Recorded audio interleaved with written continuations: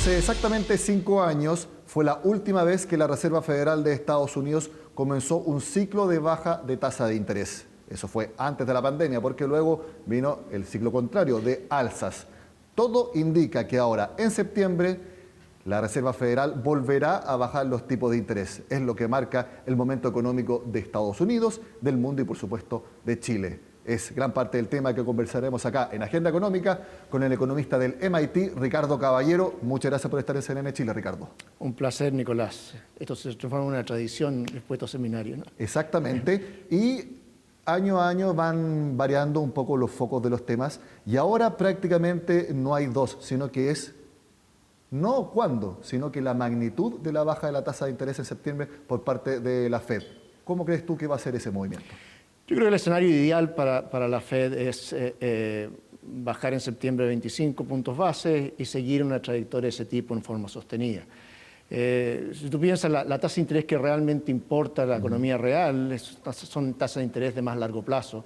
Luego, la trayectoria específica de la tasa de corto plazo no es extremadamente relevante. Lo que es importante es la señal que dan respecto a cuál es la trayectoria en un periodo de tiempo. Y lo que es muy importante es cómo el mercado anticipa todos estos cambios. Y si tú miras las tasas de mercados a 1 o 2 años han caído fuertemente en el último tiempo. Y esos son relativamente inmunes a la trayectoria específica, si son 25, 50, etcétera.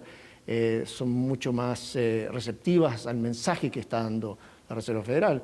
Y, ¿no es cierto?, como confirmó de alguna forma el Chair Powell en Jackson Hole, está claro que ya van a comenzar este proceso y siempre es por la manera como funciona la política monetaria en general. Tú no quieres hacer lo que hizo Europa, que es, ¿no es cierto?, cortar una de las tasas y después esperar un tiempo largo y después mover de nuevo. Es mucho más importante, precisamente para poder afectar las tasas largas en forma más significativa, que una vez que tú comienzas, que el mercado entienda que viene una secuencia de cortes. Esa es la parte más importante del mensaje. ¿Y qué ciclo económico es el que da inicio a esta decisión del Banco Central de Estados Unidos? Bueno, yo creo que la verdad es que a la Reserva Federal le hubiera encantado cortar las tasas mucho antes. Y de alguna forma, ¿no es cierto?, Powell se le pasó la mano anticipando eso en diciembre del año pasado. Pero creo que parte del problema fue que con eso creó un enorme boom en el sector accionario, que se juntó a la historia, ¿no es cierto?, de inteligencia artificial. Y eso creó una enorme cantidad de riqueza en Estados Unidos. Esa enorme cantidad de riqueza les impidió de alguna forma bajar las tasas de interés. Ese mercado se ha empezado a estabilizar al mismo tiempo que la inflación está cayendo y que empiezan a aparecer vestigios de debilidad en algunas partes del mercado laboral. Nada extremo, pero es la combinación de evidencia en el margen de que los mercados laborales no están tan apretados, al menos como estaban antes, que la inflación efectivamente está en una buena ruta y que no tienen el temor de que van a desatar otro boom accionario como producto de recorte de tasas, es que les permite iniciar un proceso que ya quisieran haber comenzado varios meses atrás. En este mismo seminario del Grupo Security nosotros hablamos hace un par de años y precisamente analizábamos que el costo de bajar la inflación con alzas de tasas era un periodo de contracción económica. En las últimas semanas hubo un leve temor al respecto en Estados Unidos y te quiero preguntar si eso ya quedó despejado. Déjame primero aclarar lo que creo haber dicho hace 2 años, aunque no lo recuerdo, pero si soy consistente, si tú necesitas generar una recesión o no, depende de qué pasa en las expectativas de inflación. Si las expectativas de inflación permanecen ancladas, como ocurrió en este caso, tú no necesitas generar una recesión. No era un escenario poco probable, era un escenario difícil, pero no imposible, lograr, ¿no es cierto?, que se desacelerara la economía, pero sin generar una recesión y lograr el objetivo de inflación. Y creo que en eso están, pero están en un momento en que empiezan a haber pequeños indicios de que veníamos de un mercado laboral excepcionalmente apretado, digamos, hot, como le dicen los americanos, a uno que está normal, en que empieza a haber algunos indicios de que una vez que empiecen a actuar los rezagos de la política monetaria, podrían llegar a una situación de aumento en tasas de desempleo más allá de lo deseable. Pero están en ese margen, o sea, estamos hablando de subidas de tasas de desempleo al nivel de 4,2, 4,3%, no estamos hablando de subir a 6,5%. Entonces tienen este margen, están justo entre medio, quieren celebrar, ¿no es cierto?, que lo hicieron muy bien, y parte de hacerlo muy bien es que no se les escape la tasa de desempleo a 4,7, 4,8%, y entonces están ahí.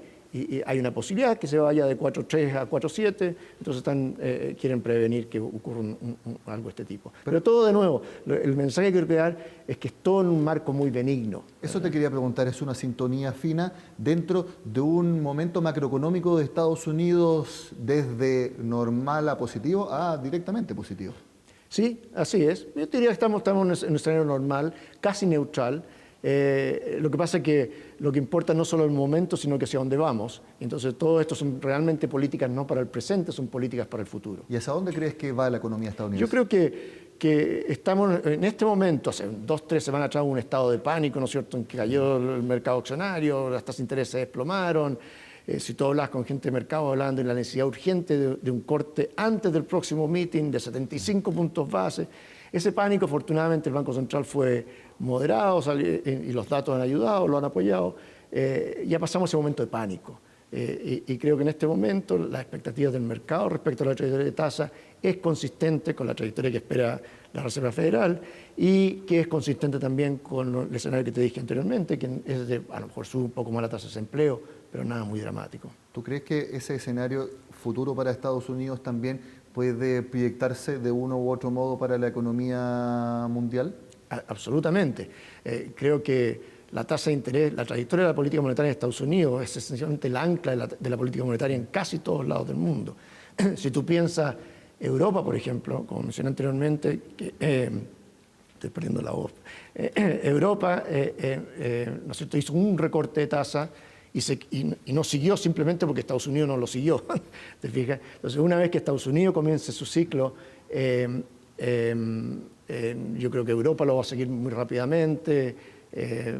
Ciertamente la Oceanía, va a haber un montón de países que van a seguir detrás de eso, y países emergentes también. Entonces podríamos entrar en una fase de la economía mundial de control ya prácticamente decidido de la inflación, excepto en casos específicos de ciclo de baja de tasa ya más decidido. Tú mencionaste Europa, algo que también Chile va a seguir haciendo ya con menores magnitud, porque el ciclo de recorte de tasa en nuestro país empezó hace bastante tiempo. Entonces, lo mismo que hablamos para Estados Unidos, una época económica de normal a positiva, y eso también podríamos ver entonces para el PIB mundial, sin grandes números, sin una economía mundial disparada, pero al menos en una fase positiva dentro de la evolución. De eso estoy menos convencido. Lo que sí estoy más convencido de que el ciclo de recorte de tasa de Estados Unidos va a llevar un ciclo de recorte de tasa en todos lados del mundo. Y tú lo puedes ver en nuestros países, ¿no es cierto?, en países emergentes, los tipos de cambios se están apreciando, entonces tú ves ya la anticipación y que ¿no es cierto?, te ayuda inmediatamente con los objetivos inflacionarios, de inflación, y ese es el mecanismo a través del cual nosotros podemos bajar tasas, ¿no es cierto? Es cierto que Chile partió bajando tasas de tiempo, pero ha tenido que desacelerar ese proceso justamente porque Estados Unidos, ¿no es cierto?, se mantuvo alto por mucho tiempo.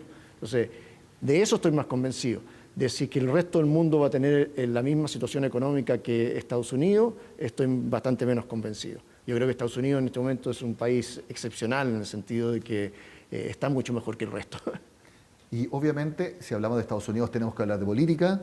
Hay elecciones presidenciales en noviembre. Las encuestas dicen que Kamala Harris ya pilló a Donald Trump e incluso algunos sondeos muestran que la superó por algunos puntos. ¿Cuál es tu visión del momento de esta campaña allá en Estados Unidos? No cabe ninguna duda que hubo un cambio dramático desde que Biden se bajó de la carrera y el momentum está del lado de Harris, sin lugar a duda. Recuerda que tanto Biden como Trump eran candidatos muy poco populares, entonces simplemente el tener una opción distinta a candidatos impopulares le ha dado un enorme momentum. Y yo diría que si sigue este momentum, en este momento nadie puede saber a dónde va esta elección, pero sospecho que no vamos a llegar a la elección tan cerca como estamos ahora. Es decir, se va a decantar en una elección en otra, puede ser que Harris cometa un error. De alguna manera Harris no ha sido testeada tampoco, entonces puede cometer un error grande acá, pero de otra forma la inercia que tiene ella seguramente le va a generar un margen más grande respecto a Trump, creo yo. Lo que es importante de alguna forma es que aunque las diferencias en la superficie son enormes y en ciertas dimensiones importan mucho, en política de aranceles, en tratamiento de inmigrantes, ese tipo de cosas, en la gran película de la economía doméstica americana no va a haber enormes diferencias entre ellos dos, esencialmente porque es muy poco probable que ninguno de ellos tenga el Congreso completamente de su lado. Y sin el Congreso completamente de su lado, está muy limitado en el tipo de cosas que pueden hacer. Si hay un país en el mundo en que la economía juega un rol preponderante en las elecciones, es en Estados Unidos. En este caso, entonces, ¿tú crees que no va a ser tan así? Bueno, lo que pasa es que la economía de alguna forma era un componente negativo, a pesar de que la economía real lo ha hecho también, era un componente muy negativo para Biden, ¿no es cierto? Porque se le asociaba a la inflación. Claro. Y al deterioro de salarios reales. Resulta que la inflación está dejándose del tema principal en estos días, digamos, y de alguna forma, claramente los republicanos, en particular Trump, van a tratar de asociar a Kamala Harris con todo el proceso inflacionario, pero la verdad es que lo que está pasando día a día ya es menos dramático que lo que pasó un tiempo atrás. De nuevo, la economía real está relativamente bien, no se ve una desaceleración fuerte, así que creo que al final, aunque se va a usar mucho argumentos de economía para la campaña política, van a ser menos poderosos que lo que parecía que serían 3 o 4 meses atrás. ¿Discusiones de impuestos tú crees que puedan provocar algún efecto para uno u otro? Bueno, de alguna forma los dos están de acuerdo en eso, en el sentido de que, ¿no es cierto?, hay un recorte de impuestos que hizo Trump que va a expirar en un par de años de ahora, ninguno de los dos lo va a repeler completamente. Trump lo querría continuar permanentemente en toda su extensión. Kamala Harris haría un poco de redistribución.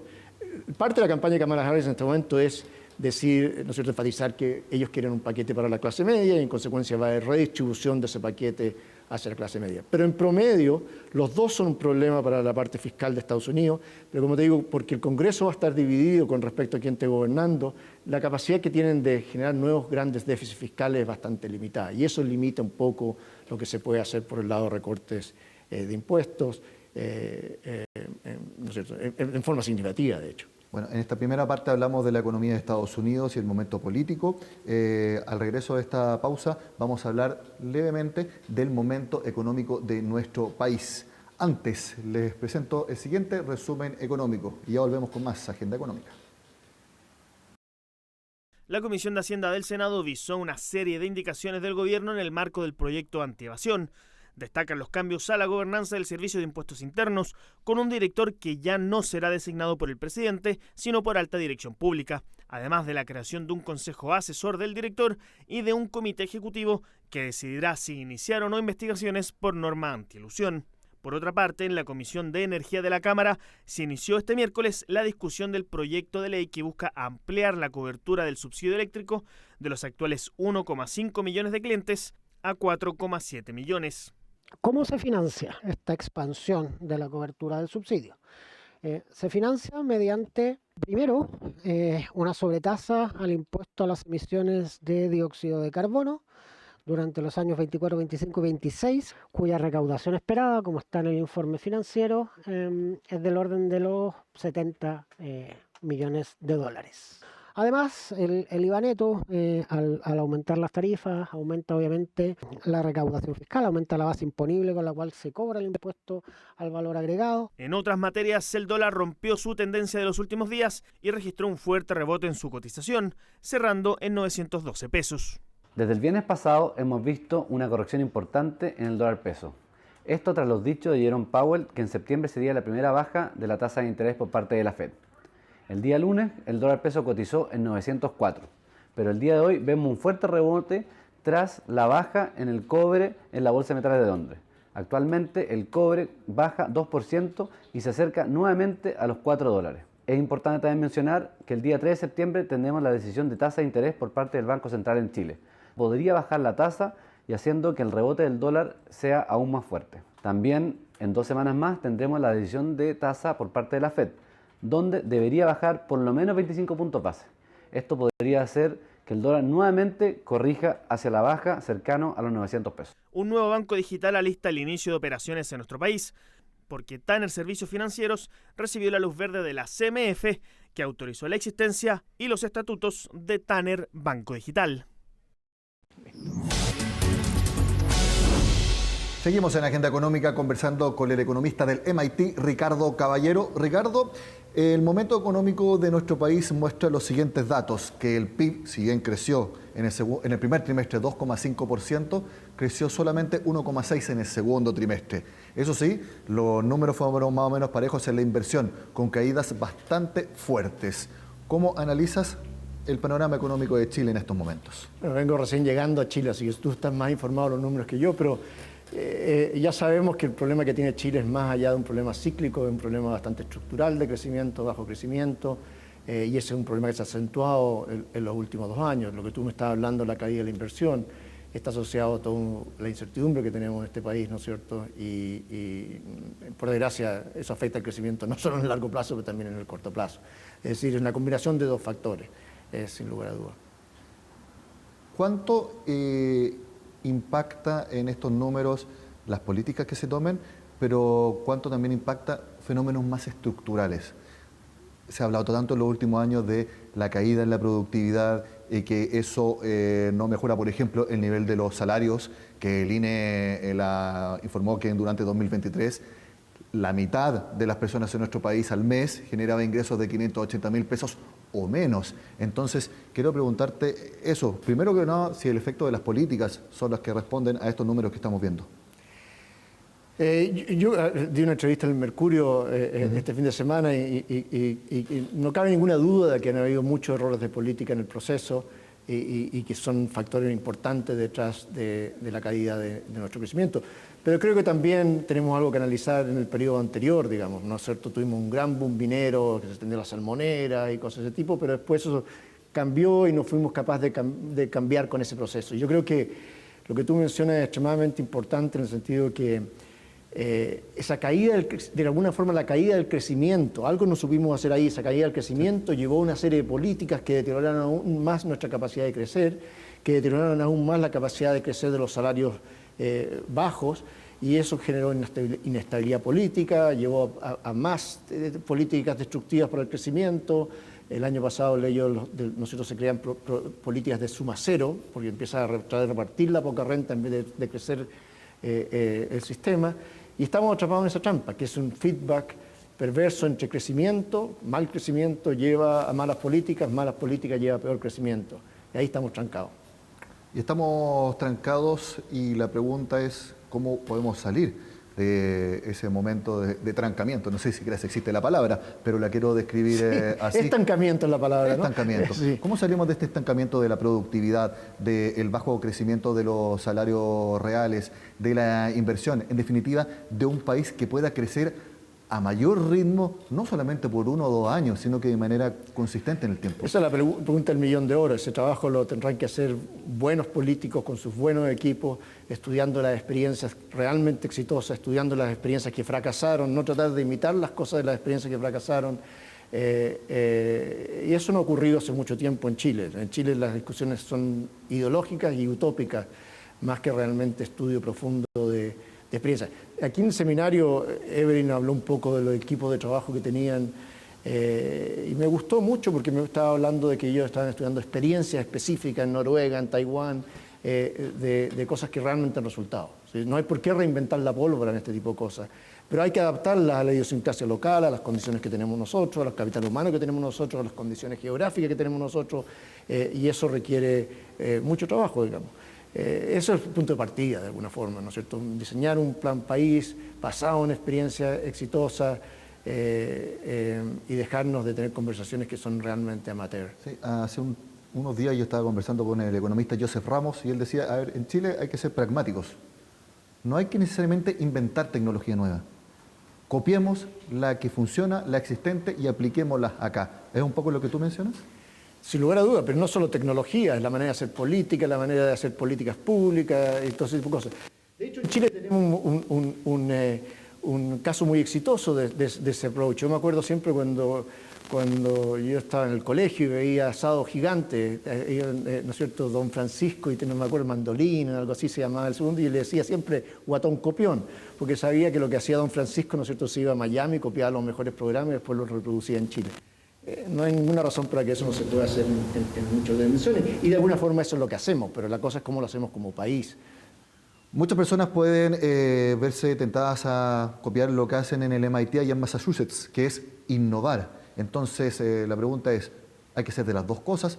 Algunos aspectos innovar y otros aspectos simplemente copiar lo que ya existe.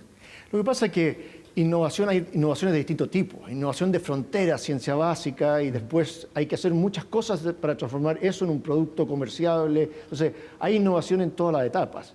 No se tiene por qué copiar todo, ¿no es cierto? Siempre va a haber algo de creatividad en el ambiente local para que sea adaptado al consumidor local.